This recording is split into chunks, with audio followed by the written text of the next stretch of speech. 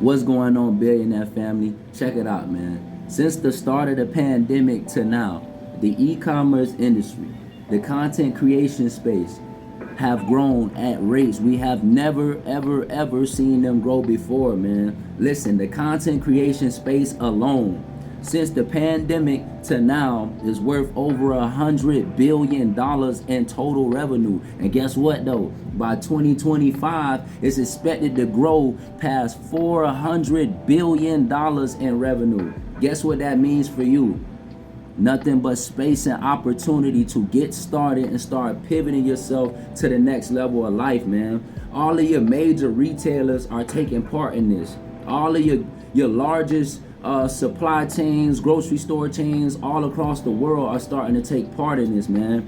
Walmart, for example. Walmart's #1 point of sale has now become online grocery through their Walmart app.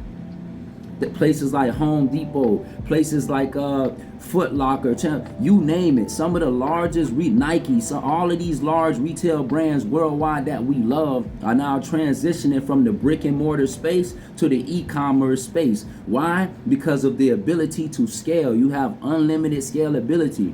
You could never have 3 million people outside your storefront or inside your store for that matter trying to handle the overload of transactions. But you can have 3 million people in your online store at once, buying, putting through transactions. You can be online having interactions with 3 million people at once. So a lot of your largest brands and retailers are picking up on this, and they are transitioning from the brick and mortar retail space to online e-commerce. Now, as I stated before, what does this mean for you? Nothing but space and opportunity. And I'm going to give you a prime example of how, right?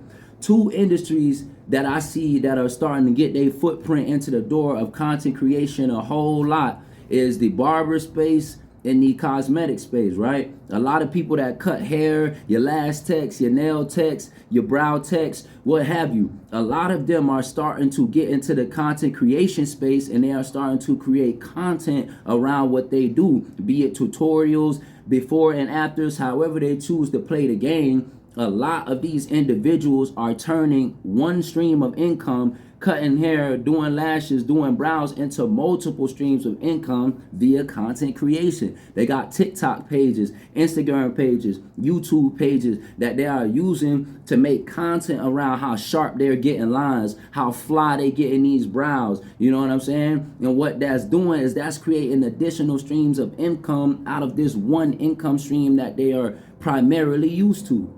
How is that doing that? That's allowing them to get paid in streams. That's allowing them to create ad revenue. That allows them to create a space to start marketing with affiliates and having affiliates market for them.